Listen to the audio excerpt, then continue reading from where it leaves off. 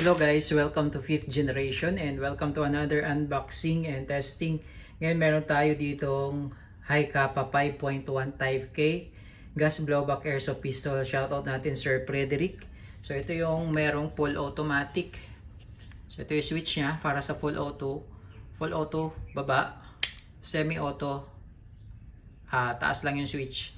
Ayan, ulitin ko, full auto baba, semi-auto, angat lang yung switch. Ito sa kabila, ayan yung manual safety. Ayan, manual safety. Ayan.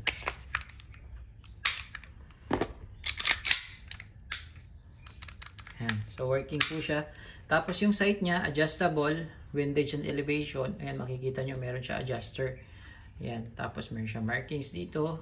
Ayan. Kung kilalang caliber yan. So, this is airsoft pistol po. Gas blowback airsoft pistol. So bali ang bala niya ay plastic ball. Yan, meron siyang free na green gas standard power number 12. Tapos meron din siyang bala 0.23 grams 4,000 shots. Tsaka yung silicone oil. Okay. So ayan yung magazine niya, 30 rounder capacity, high cap. Ito yung kanyang owner's manual.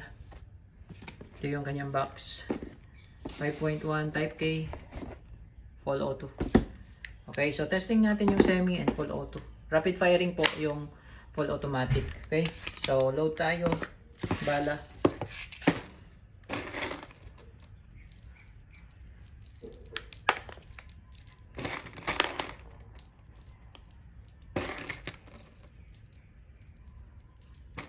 Double stack po, 30 rounder. Medyo damihan natin. Then meron siyang full automatic. So, itetest po natin yung semi-automatic at full auto. Yung full auto, yun po yung rapid firing. Okay? Paglalagay ng gas, ito po yung valve. Yan. Patiwarik po, inverted position, upside down, 3 to 5 seconds. Okay? Ayan. So, meron siyang lagayan pala ng flashlight. Oh, ganda. Oo. 5.1 Type K. So, testingin po.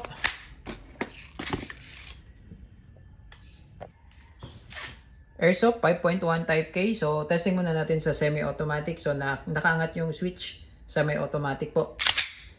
Okay. Ito po yung semi-automatic. Yan po yung semi-automatic. Pag sa full automatic, baba mo lang yung switch. One press ng trigger. Ayun yung rapid firing po. Okay? Ayan. So, full automatic po yun. Palit ng semi. Okay? So, open slide, release mag. Then, hammer down. Okay? So, 5.1 Type K with full automatic semi and full automatic.